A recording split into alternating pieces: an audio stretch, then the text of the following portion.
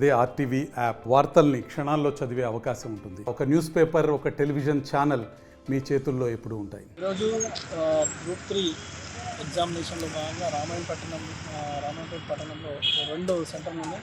ఒకటి Vivekananda high school, government junior college. ఈ 2 సెంటర్లలో కూడా పోలీస్ పరంగా పటిష్టమైన భద్రతా ఏర్పాట్లు చేయడం జరిగింది.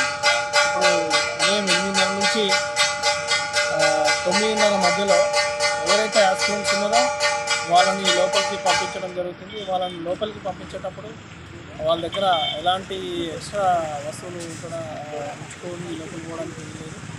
సెల్ ఫోన్లు కానీ, డిజిటల్ వాచెస్ కానీ, ఇంకా ఎలాంటి ఎలక్ట్రానిక్ గ్యాడ్జెట్స్కి సంబంధించిన వస్తువులు కానీ ఇలాంటివి కూడా లోపలికి అలౌ చేయబడదు. వాళ్ళు ఓన్లీ కేవలం వాళ్ళ హాల్ టికెట్ మరియు blue or black ball point pen, ID card ఇవి మాత్రమే అలౌ చేయబడుతుంది. పోయేటప్పుడు కూడా ID card, hall ticket check చేసి లోపలికి పంపించడం జరుగుతుంది.